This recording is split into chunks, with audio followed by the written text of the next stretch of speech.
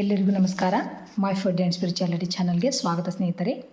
ಓಂ ಮಹಾದೇವೇ ಚ ವಿದ್ಮಹೇ ವಿಷ್ಣು ಪತ್ನಿ ಚ ಧೀಮಹಿ ತನ್ನೋ ಲಕ್ಷ್ಮೀ ಪ್ರಚೋದಯಾತ್.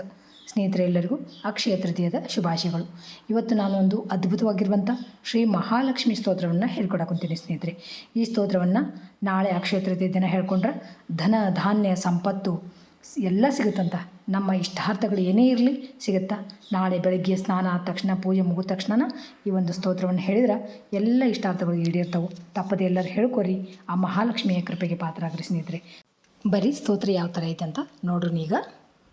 ಮಹೇಂದ್ರ ವಾಚ ನಮಃ ಕಮಲವಾಸಿನ್ಯೇ ನಾರಾಯಣೈ ನಮೋ ನಮಃ ಕೃಷ್ಣಪ್ರಿಯಾಯ ಸಾರಾಯೇ ಪದ್ಮಾಯೇ ಚ ನಮೋ ನಮಃ ಪದ್ಮಪತ್ರೇಕ್ಷಣಾಯೈ ಚ ಪದ್ಮಾಸ್ಯಾಯೈ ನಮೋ ನಮಃ ಪದ್ಮಾಸನಾಯೇ ಪದ್ಮಿನೇ ವೈಷ್ಣವೇ ಚ ನಮೋ ನಮಃ सर्वसम्पत्स्वरूपायै सर्वधात्र्यै नमो नमः सुखदायै मोक्षदायै सिद्धिदायै नमो नमः हरिभक्तिप्रदात्रै च हर्षधात्रै नमो नमः कृष्णवक्षस्थितायै च कृष्णेशायै नमो नमः कृष्णशोभास्वरूपायै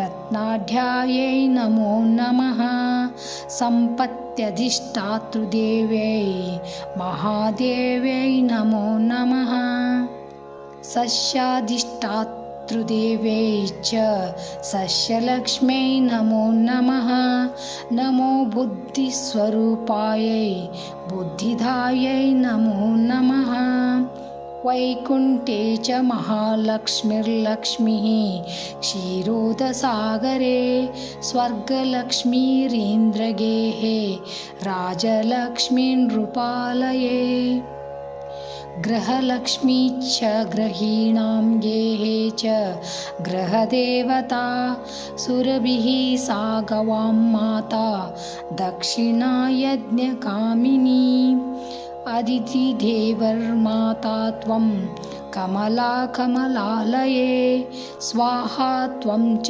हविर्धाने कव्यधाने स्वधा स्मृता क्रोधहिंसा वर्जिता च वरदा च शुभानना परमार्थप्रदा त्वं च हरिदास्यप्रदा परा यया विना जगत्सर्वं भस्मीभूतमसारकं जीवन्मृत्युं च विश्वं च शवतुल्यं यया विना सर्वेषां च परा त्वं हि सर्वबान्धवरूपिणी यया विना न सम्भाष्यो बान्धवैर्बान्धवः सदा त्वया हीनो बन्धुहीनस्त्वया युक्तः सबान्धवः धर्मार्थकाममोक्षणां त्वं च कारणरूपिणी स्तनं धयानां त्वं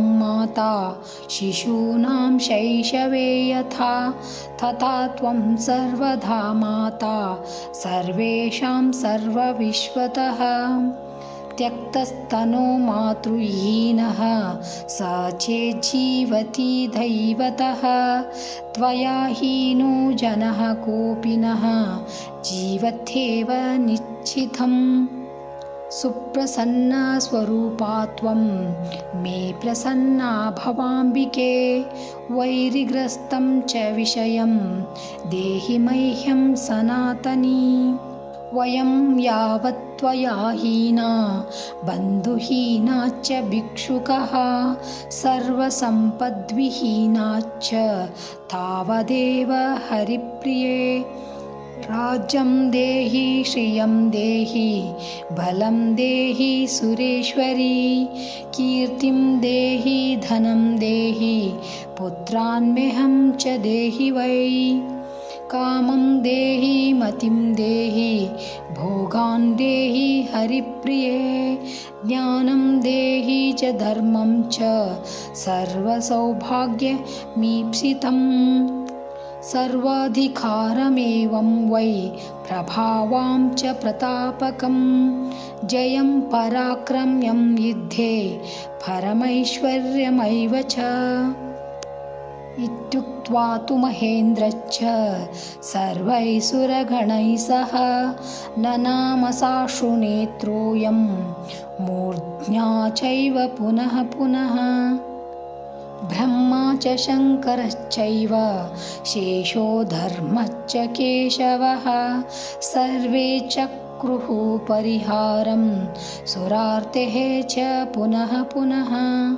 देवेभ्यश्च वरं दत्त्वा पुष्पमालां मनोहरां केशवाय ददौ लक्ष्मीः सन्तुष्टासुरसंसदि युयुर्दैवाच्च सन्तुष्ट्वः स्वं स्वं स्थानं च नारद देवी ययौ हरे क्रोढं पृष्ठाक्षिरोदशायिनः इदं स्तोत्रं महापुण्यं त्रिसन्ध्यं यः पठेन्नरः कुबेरतुल्यः स भवेन्द्राजराजेश्वरो महान् सिद्धस्तोत्रं यदि पठेत् सोऽपि कल्पतरुन्नरः पञ्चलक्षजपेनैव स्तोत्रसिद्धिर्भवेन्नृणाम् सिद्धस्तोत्रं यदि पठेन्नासमेकं च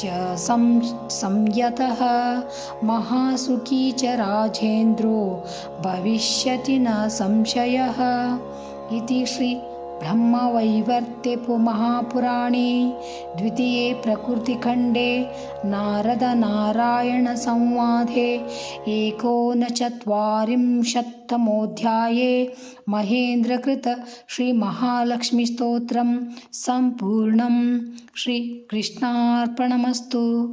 ನೋಡಿದ್ರಲ್ಲ ಸ್ನೇಹಿತರೆ, ಸ್ತೋತ್ರ ಎಷ್ಟು ಅದ್ಭುತವಾಗಿತ್ತು ಅಂತ.